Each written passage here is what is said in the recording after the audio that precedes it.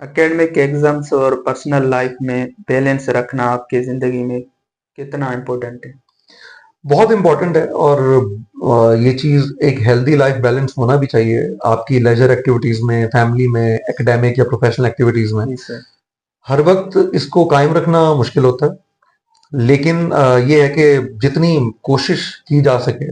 मेरा ये है कि मेरा इम्बैलेंस होता है तो फिर फैमिली याद दिलाने के लिए होती है कि भाई कुछ ज्यादा ही जो है ना, तुम अपनी प्रोफेशनल एक्टिविटीज में लग गए हो, तो फिर इंसान थोड़ा सा ब्रेक ले लेता है और फिर फैमिली को टाइम देता है। तो it's very important. Sukkur IBA university में लेक्चरर बनने का फैसला कैसे किया और क्यों किया? जब मैं यूके से वापस आया था तो उस वक्त आते साथ ही वापस जो है ना वो कोरोना आ गया और सारी फ्लाइट्स भी बंद हो गई, दुनिया पूरी एक तरह से बंद हो गई थी। जी। मेरा इरादा वापस जाने का था, जो मैं जॉब कर रहा था वही कंटिन्यू करने का था। लेकिन जब कोरोना का ये पीरियड बहुत प्रोलॉन्ग हो गया तो जरा फैमिली की तरफ से भी ये प्रेशर आया जी सर। कि कल को अगर दोबारा ऐसे हालात होते हैं तो कहीं ऐसे नहीं हो गया आधी फैमिली उधर हो और आधी यहाँ पे हो। तो उस हिसाब से फिर मेरी वालदा की स्पेशली हमेशा से ख्वाहिश थी कि मैं वापस अपने ही मुल्क। एरिया में, अपने मुल्क में, स्पेशली सिंध में आके कुछ ना कुछ क्या कहते हैं कि काम करूं।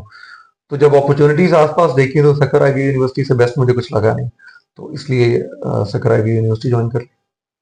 ऐसा कोई वाकया पेश आया हो जो आपने सीएसएस को छोड़कर आईबीए यूनिवर्सिटी ज्वाइन किया? वाकई यही पेश आया था कि जैसे मैंने पहले बताया कि सिस्टम एक तो स्लो है, ट्रांसपेरेंट नहीं है, और दूसरा ये कि अनसर्टन है। मतलब कि अगर सब कुछ क्लियर करके, फॉर एग्जांपल मेरे केस में ये हुआ था कि मेरी एलोकेशन नहीं हुई थी, जी सर। फर्स्ट अटेम्प्ट में पास भी किया, सारा कुछ हुआ। तो ये एक चीज जो है, एक ऐसा बंदा जिसकी कोई बहुत ज्यादा मॉनेटरी इसमें या कोई बहुत ज्यादा उसको डंडा नहीं चाहिए, पावर नहीं चाहिए, तो बाकी पीछे मोटिवेशन कोई बचती नहीं थी। तो इसलिए क्या कहते हैं कि सिस्टम ऐसा मुझे पसंद नहीं आया, तो इसलिए मैंने बाकी अटेम्प्ट भी नहीं दी। और मेरा हमेशा से जो थोड़ा टेस्ट रहा है वो रिफाइंड चीजों में रहा है, पढ़ी लिखी चीजों में रहा है। तो मुझे इससे बेहतर फिर कोई जॉब लगी नहीं।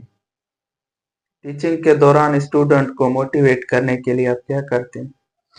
मोटिवेट करने के लिए मैं कोशिश करता हूँ कि उनको सिर्फ पढ़ाई पे ही और सिर्फ बुकिश नॉलेज नहीं दिया जाए, दुनिया का नॉलेज भी दिया जाए उनको। सोशल इश्यूज पे भी उनसे बात की जाए, और जितना टाइम उनको जो है ना वो पढ़ने के लिए चाहिए उतना ही टाइम उनको जो है सोशल एक्टिविटीज के लिए भी चाहिए। तो इसलिए मैं उनसे इंटरेस्टिंग क्या कहते हैं कि टॉपिक्स पे डिस्कशंस करवाता हूँ, केस स्टडीज करवाता हूँ, प्रोजेक्ट्स करवाता हूँ, तो जिससे वो मेरे ख्याल से मोटिवेटेड रहते हैं। आज के जदीद टेक्नोलॉजी दौर में आप यूथ को बेहतरीन करियर ऑप्शन क्या देंगे? एकेडमिया, सरकारी नौकरियां या प्राइवेट सेक्टर? यार बेहतरीन ऑप्शन ये आपके पीछे क्या कहते हैं कि लगा हुआ है, इसको क्या कहते हैं कि बोलते हैं हेजहॉग प्रिंसिपल। हेजहॉग प्रिंसिपल ये बोलता है कि आपको काम वो करना चाहिए, नंबर वन, जिसका आपको शौक हो, नंबर सेकंड आपकी स्किल्स जिसमें हो, और नंबर थर्ड उसकी मार्केट डिमांड भी हो। ये तीनों चीजें जब होंगी तो आपका करियर सक्सेसफुल होगा, आपकी लाइफ जो है ना वो सेटिस्फाइड रहेगी। इनमें से कोई भी एक एलिमेंट मिसिंग होगा तो आपकी जिंदगी में कोई ना कोई कमी रहेगी, या मोटिवेशन की कमी होगी, या आप सेटिस्फेक्शन की कमी होगी, या आपके पास फाइनेंशियल रिसोर्सेज इतने नहीं होंगे। तो इसलिए करियर वो चूज करना चाहिए जिसमें आपका शौक भी है, जिसमें आपके थोड़े बहुत स्किल्स भी हैं, और जिसकी मार्केट वैल्यू भी है। आपके जर्नी में सबसे ज्यादा इंस्पायरिंग पर्सन कौन था? यार कोई एक बंदे का मैं नाम नहीं ले सकता। ये मल्टीपल क्या कहते हैं कि लोग थे, जिसमें फैमिली मेंबर्स भी थे, टीचर्स भी थे, फ्रेंड्स भी थे, जिन्होंने सपोर्ट भी किया, गाइड भी किया। तो हर लेवल पे, स्कूल लेवल पे भी टीचर्स रहे हैं, दोस्त रहे हैं, कॉलेज लेवल पे भी रहे हैं, बाहर गया तो डिफरेंट डिफरेंट नेशनैलिटी से, डिफरेंट डिफरेंट मुल्कों के लोगों से मिलना हुआ, जिन्होंने बहुत सिखाया। तो ये एक कलेक्टिव क्या कहते हैं कि एक नॉलेज था जिसने मेरी लाइफ को वो बनाया जो भी है। आपके ख्याल में सक्सेस का मतलब क्या है? नौकरी, पैसा या सर होना? यार सक्सेस का मतलब मेरे हिसाब से तो पर्सनल सेटिस्फेक्शन है, कि जो काम आप कर रहे हैं फर्स्ट ऑफ ऑल सेटिस्फाइड आप हों उससे, सेकंड ऑफ ऑल उसमें आपको आपकी जिंदगी का मकसद नजर आए, और थर्ड ऑफ ऑल वो काम रिस्पेक्टफुल हो। तो ये चीजें मेरे लिए पर्सनल हैं। और बाकी कुछ लोगों की सक्सेस का मतलब होता है कि उनके पास गाड़ी हो, पैसा हो, अयाशी हो, बहुत ज्यादा शो ऑफ करने को हो। और कुछ लोगों का ये होता है कि भले पैसा नहीं हो लेकिन वो खुश रहें, बेशक काम करें नहीं करें। तो मेरे लिए यही चीज़ है। आपकी ज़िंदगी का सबसे बड़ा टर्निंग पॉइंट कौन-सा था? टर्निंग पॉइंट 2-3 हैं। एक तो टर्निंग पॉइंट वो है कि जब मैं सिविल सर्विसेज की तैयारी में गया, तो उसने मुझे थोड़ा-सा डिसिप्लिन किया, उसने मुझे हार्ड वर्किंग बनाया, उसने मुझे बहुत ज़्यादा नॉलेज दिया जो कि अभी तक मुझे काम आ रहा है। दूसरा टर्निंग पॉइंट वो था जब मैं बाहर से पढ़ के वापस आया, तो मेरे लिए कंपैरिज़न करना आसान भी था और तकलीफदेह भी था। क्योंकि वो जो बातें सुना करते थे कि जो गोरे हमसे आगे हैं, तो वो फिर जब देख के आए कि वो क्यों आगे हैं, और जब उस एक बेहतरीन चलते हुए सिस्टम से वापस आके अपने सिस्टम में एडजस्ट करना पड़ा, तो वो सेकंड टर्निंग पॉइंट था कि इंसान का सब्र भी आजमाया गया, और क्या कहते हैं कि काम करने की मोटिवेशन भी बरकरार रखनी पड़ी। तो ये दो एक ऐसे टर्निंग पॉइंट्स हैं जो कि बहुत इंपॉर्टेंट रहे हैं। अगले 5-10 सालों में आप खुद को कहाँ देखना चाहते हैं? अगले 5-10 सालों में ये है कि होपफुली मैं अपनी पीएचडी कर चुका हूँ, जो कि मेरी क्या कहते हैं कि ख्वाहिश भी है। और यहाँ पे कुछ ऐसे जॉब पे इश्यूज हैं फैकल्टी के कम होने के, क्योंकि इस एरिया में आपको पता है concord is a very hard area, यहाँ पे हाँ, कोई आने को तैयार तैयार ही नहीं। नहीं है। तो अगर कोई यहाँ पे एक्स्ट्रा फैकल्टी मेंबर्स आ जाते तो अब तक मैं पीएचडी करके वापस भी आ चुका होता। तो नेक्स्ट 5 इयर्स में I hope to complete my PhD, और अपने आप को एक अच्छा रिसर्चर मैं देखना चाहता हूँ।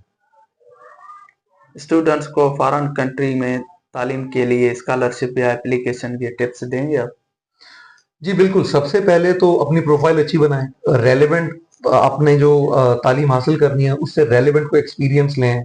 अगर आपको एकेडेमिया में जाने का शौक है तो रिसर्च आर्टिकल्स लिखें, या कोई नॉर्मल आर्टिकल्स क्या कहते हैं कि बेशक लिखें। उसके अलावा अगर आपने कहीं पे जॉब करनी है तो उसके रेलेवेंट स्किल्स लें, अपनी डिग्री के हिसाब से अपनी प्रोफाइल को बनाएं, अपनी ग्रूमिंग पे तवज्जो दें, अपनी इंग्लिश लैंग्वेज बेहतर करें, खुद को थोड़ा सा डिसिप्लिन करें, और चैलेंजेस के लिए तैयार रखें, तो मेरे ख्याल से यार बेहतर हो जाएगा। एआई टेक्नोलॉजी और तालीम नौकरियों को कैसे तब्दील कर रही है? आपकी कोई राय? तब्दील तो एकदम से जिसको बोलते हैं कि वो पूरा फुल सर्कल एक 360 टर्न हुआ है, क्योंकि ऐसी जॉब्स जिनमें टेक्नोलॉजी का कोई ताल्लुक ही नहीं था, अब हर जगह पे टेक्नोलॉजी चल रही है। जी। मेडिकल में भी टेक्नोलॉजी है, एजुकेशन में भी टेक्नोलॉजी है। तो इसमें क्या कहते हैं कि ये है कि अब अगर आपको टेक्नोलॉजी, कंप्यूटर, एआई और एनालिटिकल स्किल्स अगर आप में नहीं है, तो आप किसी भी शोबे से ताल्लुक रखते हो, आप सरवाइव नहीं कर सकते और पीछे रह जाएंगे। पाकिस्तान यूथ के लिए आपके सबसे बड़ा चैलेंज क्या है और उसका हल? मेरे ख्याल से पाकिस्तानी और स्पेशली हमारी सिंध की यूथ का सबसे बड़ा मसला ये है कि वो गवर्नमेंट पे वो बहुत डिपेंडेंट है, वो इस भी चीज़ पे डिपेंडेंट है कि उनको नौकरियां दी जाएं। अगर आप अपनी काबिलियत बढ़ा लें, रेलेवेंट स्किल्स ले लें, तो मेरे ख्याल से नौकरियां आपको मिल जाएंगी, बजाय ये कि आपको एमपीएज, एमएनएज, पॉलिटिशियंस या लोगों से या गवर्नमेंट से मांगनी पड़े। न, ओवर डिपेंडेंसी जो है गवर्नमेंट पे या किसी और पे, या अम्मा अब्बा पे, या किसी भी एक्सटर्नल फैक्टर पे, मेरे ख्याल से बहुत बड़ा चैलेंज है जिससे हमारी यूथ को बाहर आना चाहिए। सर ये फ्री बैच चल रहा है, इसके बारे में आप स्टूडेंट को कुछ बताएं, कैसे वो अप्लाई करें, ये ज्वाइन होएं? जो पीआईटीपी चल रहा है यहाँ पे, जी। वो वाले इसमें एलिजिबिलिटी क्राइटेरिया है। कुछ कोर्सेज का इंटरमीडिएट है, कुछ का मैट्रिक है। तो उसमें ये है कि अगर आप रेलेवेंट डोमिसाइल से हैं और आप रेलेवेंट क्वालिफिकेशन आपकी है, तो आप पोर्टल पे अप्लाई करें। पोर्टल का लिंक जो है वो एडवर्टाइजमेंट में आ जाता है। फिर फाइनल सिलेक्शन जो है वो ऑब्वियसली जो है ना वो गवर्नमेंट खुद करती है। तो सिंपल तरीका है इसका बिल्कुल। यूके सर आप कब गए थे, कौन से ईयर में? यूके मैं 2017 में गया था, और 2020 के मिड में मैं वापस आया था। अच्छा। पाकिस्तान में आईटी सेक्टर को आप किस नज़र से देखना चाहते हैं और यूथ के लिए गेम चेंजर है, बिल्कुल गेम चेंजर है यूथ बन के लिए, सकता है? बिल्कुल बन सकता है। पाकिस्तान में आईटी सेक्टर बहुत अच्छा जा रहा है। अगर हमारे क्या कहते हैं कि इकोनॉमिक और पॉलिटिकल हालात अगर हमारे बेहतर हो जाएं, तो ये इसमें बहुत ज़्यादा पोटेंशियल है। अभी भी पाकिस्तान में एआई में, सॉफ्टवेयर में बहुत ज़्यादा काम हो रहा है। काफ़ी अच्छे अच्छे स्टार्टअप्स बने हैं इवन के, जो कि ग्लोबल लेवल पे भी जा रहे हैं। तो अगर इनको अच्छा एक इन्वायरमेंट मिले तो मेरे ख्याल से ये इससे ज़्यादा तरक्की कर सकते हैं जितनी इन्होंने अभी की है। आपने अपने जर्नी में रिजेक्शन या नाइंसाफी को मेंटली कैसे हैंडल किया? मेरे ख्याल से ये माइंडसेट रखना कि कुछ भी हो सकता है, अनसर्टेनिटी जो है ना, it's a part of life, failure is a part of life to.